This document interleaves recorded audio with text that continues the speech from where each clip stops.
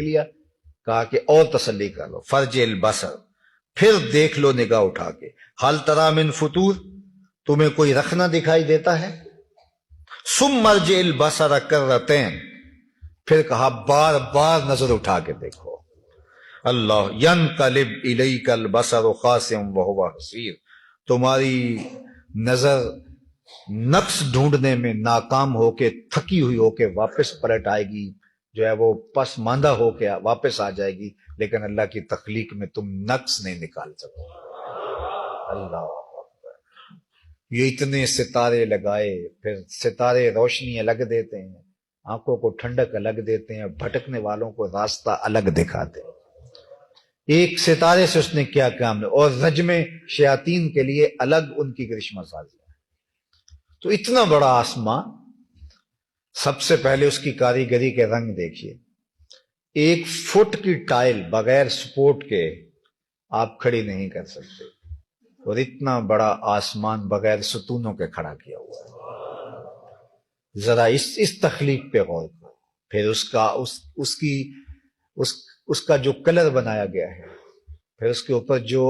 قندیلیں آویزاں کی گئی، پھر اس کی وسعت، اس کی بے کرانیاں، تو اللہ نے کہا دیکھو یہ 7 آسمان ہے، یہ ایک ہے جو تمہیں دکھائی دے رہا ہے، پھر اس کے اوپر جو ہے وہ درجہ بدرجہ 7 آسمان ہے، چلو تم اس آسمان دنیا کو دیکھ رہے ہو، تم دیکھو اس کو، بار بار دیکھو، نظریں اٹھا اٹھا کر دیکھو، تنقیدی نگاہ سے دیکھو، کوئی نقص ڈھونڈ کے دکھاؤ۔ اللہ اکبر، کہا تم کوئی نقص، تمہاری نظر تھک ہار کے واپس پلٹ آئے گی، آسمان تو بہت دور ہے اور اس کی وسعت بہت بڑی ہے، اس نے جو بھی بنا دیا ہے تم اس میں کوئی تبدیلی کر ہی نہیں سکتے۔ ایک ڈیزائن لیتا ہے نا، یہ کپڑے کے ڈیزائن کرنے والے یا کوئی اور، یا یہ گھروں کو بنانے والے، تو معمولی فرق سے کوئی نیا ڈیزائن بنا دیتے ہیں، اور وہ ایک پہلے ڈیزائن سے زیادہ، اس طرح لوگ اللہ تعالیٰ نے ذہن رسا لوگوں کو دیے ہوئے ہیں کہ کسی نے کوئی ڈیزائن تیار کیا تو اس کو ہی لے کر کے اس کے اندر کچھ تبدیلیاں کر کے تو ایک نیا ڈیزائن بنا، تو جب وہ شکل سامنے آئی تو کہا یار یہ تو اس سے زیادہ بہتر ہے۔ یہ دنیا داروں کی تخلیق کو تبدیل کر کے ایک دنیا دار دوسری تخلیق کو اس سے بہتر بنا سکتا ہے، لیکن اللہ کی جو تخلیق ہے ذرا اس کو بدل کے تو دیکھو، صرف انسان کا ڈیزائن ہی بدل کے دکھا دو، ناک کی جگہ کان لگا دو، کانوں کی جگہ آنکھیں لگا دو، ہاتھوں کی جگہ ہونٹ لگا دو، ہونٹوں کی جگہ کوئی ایک چیز ہی تبدیل کر کے اس کے سائز بڑے چھوٹے کر کے ذرا شکل بنا کے تو دکھاؤ جو رحمان نے بنائی ہے۔ تو جب ایک شکل اور صورت تم نہیں بنا سکتے، اس کی تخلیق کو تم نہیں بدل سکتے، وہ احسن الخالقین۔ اللہ اکبر، تو اتنا بڑا آسمان، تو کہا بار بار دیکھو، نظر اٹھا کر کے دیکھو، تم نظر اٹھاؤ گے تو تمہیں کچھ رخنا نظر نہیں آئے گا، تمہاری نظر تھک ہار کے واپس پلٹ آئے گی۔ وَلَقَدْ زَيَّنَّا السَّمَاءَ الدُّنْيَا بِمَصَابِيحَ وَجَعَلْنَاهَا رُجُومًا لِلشَّيَاطِينِ وَأَعْتَدْنَا لَهُمْ عَذَابَ السَّعِيرِ، اور ہم نے زینت بخشی، آراستہ کیا قریبی آسمان کو، پہلے آسمان کو، بے مصابیح، چراغوں سے، وَجَعَلْنَاهَا، اور ہم نے بنایا ان چراغوں کو، رجومًا للشیاطین، شیاطین کے لیے مار بکھانے کا ذریعہ، وَآتَدْنَا لَهُمْ عَذَابَ السَّعِيرِ، اور ہم نے تیار کر رکھا ہے ان کے لیے دہکتی آگ کا عذاب۔ یعنی ستارے جس طرح روشنی کا کام دیتے ہیں، لٹکتی ہوئی قندیلیں ہیں آسمان پر، ذوق نگاہ کی تسکین کا سامان کرتے ہیں، قرار باطن کا سبب میں بھٹکو ہوں کو راستہ دکھاتے ہیں، عبادت گزاروں کو وقت بتاتے ہیں۔ اللہ اکبر، یہ سارے کام کرتے ہیں یہ ستارے۔ جہاں عبادت گزاروں کو وقت بتاتے ہیں وہاں شیاطین کو بگانے کے کام بھی آتے ہیں۔ اور یہ نہیں ہے کہ ستارہ ٹوٹتا ہے اور ایک ستارہ کم ہو گیا۔ اللہ اکبر، امام فخر الدین رازی نے اس مقام پہ تفصیلی بحث کی ہے، امام قرطبی نے اس پر تفصیلی بحث کی ہے۔ آپ نے فرمایا ستارہ تو اپنی جگہ پہ قائم ہوتا ہے، نہ اس کی ذو کم ہوتی ہے، نہ اس کی حیت تبدیل ہوتی ہے، بلکہ اس سے ایک شعلہ پھوٹتا جو شیطان کو بھگا دیتا ہے۔ اللہ اکبر، فرمایا اور ان کے لیے یہ تو ایک وقتی عذاب ہے جو ان کو دیا جاتا ہے، لیکن ان کے لیے مستقل عذاب بھی ہم نے جہنم کا تیار کر رکھا ہے۔ وَلِلَّذِينَ كَفَرُوا بِرَبِّهِمْ عَذَابُ جَهَنَّمَ وَبِئْسَ الْمَصِيرُ، اور ان کے لیے جنہوں نے انکار کیا اللہ کا، اپنے رب کا انکار کیا، عذاب و جہنم، جہنم کا عذاب ہے، وَبِئْسَ الْمَصِيرُ، اور وہ بہت بری جگہ ہے لوٹ کر جانے کی، یعنی جہنم بہت بری جگہ ہے۔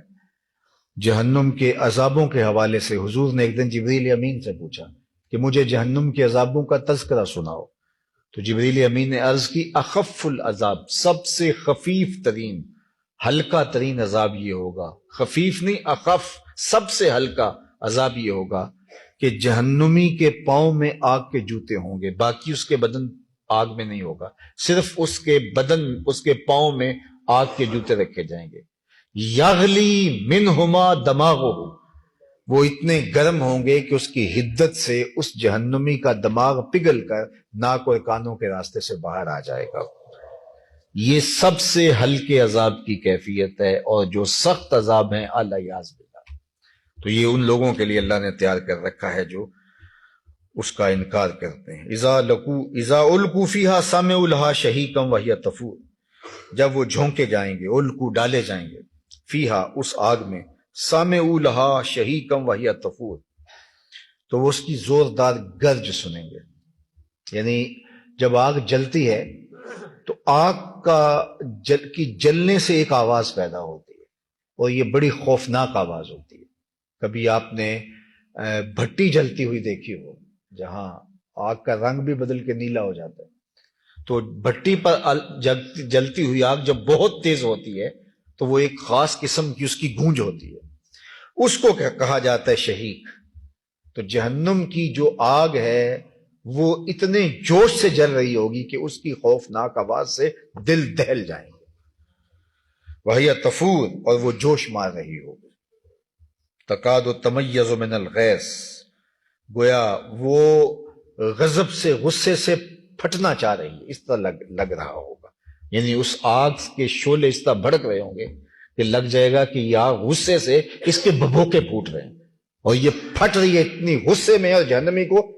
جو ہے وہ نوچ لے گی۔ اللہ اکبر، وہ آگ کھینچ لے گی۔ بلکہ میں نے ایک روایت پڑھی کہ کچھ گناہگار ایسے ہوں گے جن کو جہنم میں ڈالا جائے گا، لیکن کچھ بدکار ایسے ہوں گے کہ جہنم خود ان کو دبوچ لے گی۔ وہ کیسے؟ کچھ کو تو فرشتے جا کے پھینک کے آئیں گے، لیکن جب جنتی جنت میں اور جہنمی جہنم میں جانے سے پہلے حشر کے میدان میں ہوں گے تو جنت کو اور جہنم کو اللہ کے عرش کے دائیں بائیں لا کے رکھا جائے گا، اور لوگ جہنم کی آواز سن رہے ہوں گے، اور ایک لمبی گردن دی جائے گی جہنم کو جو اس مجمع کے اوپر گھوم رہی ہوگی، اور کچھ لوگوں کو وہ گردن لپیٹ کر کے اپنے اندر لے جائے گی۔ یہ خاص قسم کے بدکار ہوں گے، اور وہ غصے سے پیچ و تاب کھا رہے ہیں۔ کلما القی فیہا فوجا سألہم خزنتها الم یاتکم نذیر۔ اللہ اکبر۔ اللہ ارشاد فرماتا ہے جب بھی اس میں جھونکا جائے گا کوئی جتھا، یعنی لوگوں کے پراگے ڈالے جائیں گے، جتھے ڈالے جائیں گے، 20 50 100 جماعتیں ڈالی جائیں گی، پکڑ پکڑ کے لوگ ڈالے جائیں گے۔ یہ شرابی ہیں، یہ زانی ہیں، یہ چور ہیں، یہ بدماش ہیں، یہ غنڈے ہیں، یہ حرام خور ہیں، ان کو ڈالا جائے گا۔ فوجوں کی شکل کے اندر، جتھوں کی شکل کے اندر۔ سالہم خزنتہا، تو داروغہ جہنم ان سے پوچھے گا الم یاتکم نذیر، تمہارے پاس کوئی ڈر سنانے والا نہیں آیا تھا؟ یہ کوئی معلومات حاصل کرنے کے لیے نہیں پوچھیں گے، یہ ان کی تذلیل کرنے کے لیے پوچھیں گے۔ انہیں پوچھیں گے جب وہ جہنم میں جھونکے جا رہے ہوں گے تو داروغہ جہنم ان آنے والوں کو خوش آمدید نہیں کہے گا، بلکہ کیا کہے گا؟ تمہیں کوئی، یہ میں خود نہیں کہہ رہا، یہ کوئی میں کوئی کہانی نہیں بیان کر رہا، یہ قرآن بیان کر رہا ہے۔ خزنت جو داروغہ جہنم، وہ کیا کہے گا؟ الم یاتکم نذیر، تمہیں کوئی ڈر سنانے والا نہیں آیا تھا؟ تم نے بتایا نہیں تھا کہ جہنم بھی رب نے تیار کر رکھی ہے، اور ان اعمال اور ان برے افعال کے نتیجے میں وہاں جانا پڑے گا؟ کیا تمہیں کسی نے بتایا نہیں تھا؟ قالوا بلا، وہ کہیں گے کیوں نہیں،